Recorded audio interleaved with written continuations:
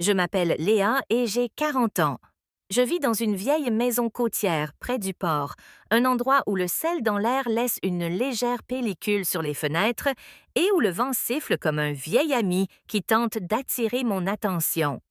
Pendant la majeure partie de ma vie adulte, la maison était pleine de vie. Réunions de famille, amis de passage, voisins qui passaient. Mais avec le temps, chacun a suivi son propre chemin, me laissant dans un espace qui devenait de plus en plus silencieux chaque année. J'avais appris à vivre avec le doux silence, la routine des soirées seules, le murmure régulier de mes pensées.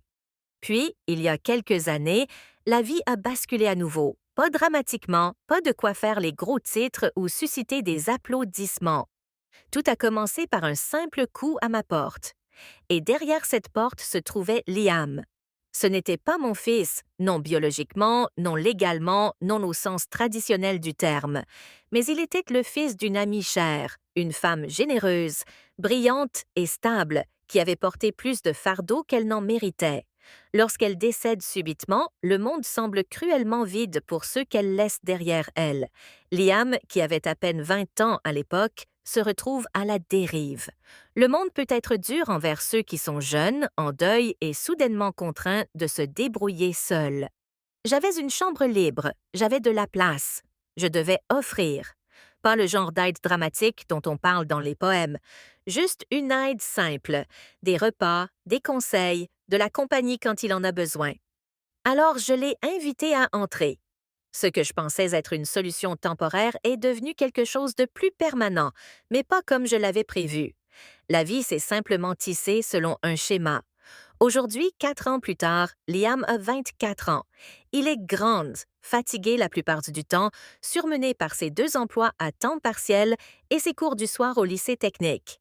Il n'est plus un enfant, plus à charge, plus quelqu'un qui avait besoin d'être sauvé, juste quelqu'un qui essaie vraiment de se construire une vie à partir de rien. Et si ma maison pouvait être un refuge pendant ce parcours, j'en étais heureuse. Notre vie ensemble n'était pas dramatique. Elle était pratique, calme, ordinaire, d'une manière réconfortante. Nous partagions des dîners quand nos emplois du temps coïncidaient, comme des conversations dans la cuisine sur les factures, la météo ou tout ce qui se passait en ville. De temps en temps, une soirée cinéma quand aucun de nous deux n'était trop épuisé pour rester éveillé. Ce n'était pas glamour, mais c'était notre foyer à tous les deux, même si aucun de nous ne le disait toujours à voix haute. Ce soir-là, l'air dans la maison était plus froid que d'habitude. L'hiver, le long du port, avait la fâcheuse habitude de s'infiltrer par les plus petites fissures, trouvant le moyen de secouer les pièces. Je portais un gros gilet, essayant de me protéger du froid pendant que je pliais le linge sur mon lit. Puis j'ai entendu la porte d'entrée s'ouvrir et se refermer doucement. Liam, ai-je appelé. Sa voix fatiguée résonna dans le couloir. Oui, c'est moi. Lorsqu'il apparut sur le encadrement de la porte de ma chambre, l'inquiétude me gagna. Ses épaules étaient plus basses que d'habitude et les cernes sous ses yeux paraissaient plus foncées dans la pénombre. Tu as l'air épuisé, dis-je doucement. Journée difficile, répondit-il en hochant la tête et en laissant tomber son sac par terre. Double poste et j'ai encore un devoir à rendre demain. Je ne me sens pas bien. Je crois que je suis juste à bout de force. Il n'y avait aucune emphase dans son ton, juste de l'honnêteté, de l'épuisement, la simple vérité d'être à bout de force depuis trop longtemps. Sans réfléchir, j'ai désigné le bord de mon lit. Assieds-toi et repose-toi 1 minute. C'est là. Il hésita, ne voulant pas déranger. Et puis, parce que l'épuisement l'emporte toujours sur la fierté, il a acquiescé silencieusement et s'est assis. Il ne s'est pas allongé, il ne s'est pas rapproché.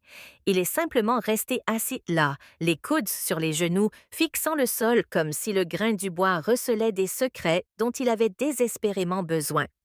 Pendant un moment, nous avons simplement existé dans le même espace. Deux personnes qui avaient porté leur poids toute la journée. Tout me fait mal, murmura-t-il en se frottant le front. Le surmenage, ça fait ça. Tu ne peux pas continuer à t'épuiser comme ça, répondit-il. Il laissa échapper un rire gêné.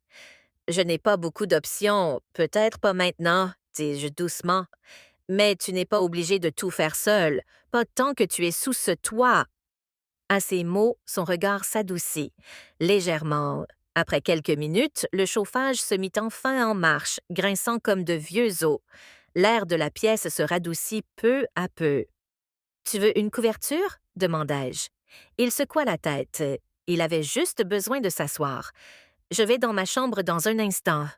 Pas de proximité, pas d'appui, pas de frontières floues, juste un être humain qui s'accordait une pause dans un espace sûr. Au cours des années où il avait vécu avec moi, il l'avait fait à plusieurs reprises. Je m'asseyais près de lui quand il se sentait submergé, comme on se tient près d'un comptoir de cuisine pour reprendre son souffle. Mais l'atmosphère de la soirée était plus pesante, comme si la fatigue s'était infiltrée en lui. « Tu es submergé, dis-je doucement. Il ne le nia pas. Je sais, murmura-t-il. La sincérité de sa voix portait en elle un vieux chagrin, un stress nouveau et un épuisement entremêlés. Tu en fais trop, poursuivis-je. Le travail, les études, les factures, et tout ça en essayant de guérir. Il laissa échapper un souffle tremblant. Certains soirs, je ne sais même plus ce que je fais. Je ressentis une douleur familière, pas de peur, juste de l'inquiétude, le genre d'inquiétude qu'un tuteur éprouve en voyant à nouveau quelqu'un qui lui est cher s'effondrer sous des pressions qu'aucun jeune adulte ne devrait affronter seul. Alors on s'adapte, dis-je simplement. Ensemble, on discute, on fixe des limites, on fait un plan. Cette maison n'est pas censée d'être une source de stress supplémentaire. Il leva enfin les yeux vers moi, les yeux fatigués mais reconnaissants. « Merci, murmura-t-il, de me permettre d'être là pour tout. »« Tu n'as pas à me remercier, dis-je. La gentillesse n'est pas une dette, c'était quelque chose que l'on choisit d'offrir. » Un silence calme s'installa dans la pièce, un silence ni pesant ni déroutant, juste paisible, jusqu'à ce que la sonnette retentisse, un son aigu et strident qui coupa la nuit en deux. Je me suis surécurée. Liam se redressa, se racla la gorge et se reprit commencera. « J'y vais, dis-je en ouvrant la porte d'entrée. Paul, notre voisin, se tenait sur le perron, une lampe torche à la main et l'inquiétude dans les yeux. « Bonsoir, Maris, salua-t-il. Ta lumière de porche clignote encore. Je me suis dit que je passerais voir. » Paul était serviable comme ça, constant, fiable, le genre de voisin dont chaque rue a besoin. À l'intérieur, Liam apparut discrètement au bout du couloir. Il observait, mais disait rien. Paul a brièvement discuté de problèmes de câblage et du froid imprévisible du temps. Il est entré juste assez loin pour examiner le système de chauffage, expliquant son fonctionnement en termes simples. Liam est resté dans le couloir, écoutant en silence. Non pas avec jalousie, non pas avec possessivité, juste avec prudence, inquiétude. Il s'était toujours méfié des coups à la porte inattendus, des personnes inattendues, des dérangements inattendus, un instinct hérité de années d'instabilité. Au bout d'un moment, Paul a terminé son inspection et s'est levé. « Ça devrait tenir ce soir, » a-t-il dit. « Mais s'il y a un problème, prévenez-moi. »« Merci, » ai-je répondu. Il a jeté un coup d'œil entre moi et Liam, puis a hoché la tête poliment et est parti. Le silence est retombé dans la maison. Quand je me suis retournée vers le couloir, Liam était toujours là, les mains dans les poches. « Ça va? » Il a demandé. Ce n'était pas la question qui m'a surprise, mais la sincérité de sa voix. « Je vais bien, » ai-je dit doucement. « Juste surprise, c'est tout. » Il a hoché la tête, bien qu'une expression complexe ait persisté dans ses yeux. Pas de ressentiment, pas de confusion, quelque chose de plus stable, de l'inquiétude. Il a fait un petit pas en avant. « On devrait probablement parler de tout à l'heure, » a-t-il dit.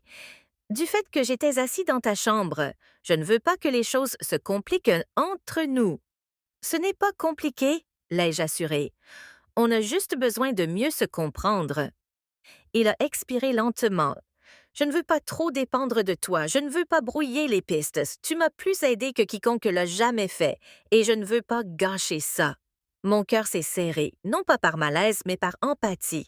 Tu traverses l'âge adulte dans des circonstances plus difficiles que la plupart des gens. J'ai dit, c'est normal de se sentir instable. Cela ne signifie pas que tu dépasses les bornes ou que tu deviens un fardeau, mais je veux mieux gérer ma vie. Il a insisté. Je ne veux pas m'effondrer à chaque fois que je suis fatiguée. Tu ne t'effondres pas, ai-je dit. Tu es humain et tu fais de ton mieux. Un silence s'est installé dans la pièce. On trouvera une solution, ai-je poursuivi. Avec des limites plus claires, plus de communication et de la bienveillance, il a dégluti difficilement, soulagé, se détendant. Merci. Vraiment? Après qu'il soit allé dans sa chambre pour se reposer et travailler sur son devoir, je suis retournée dans la mienne.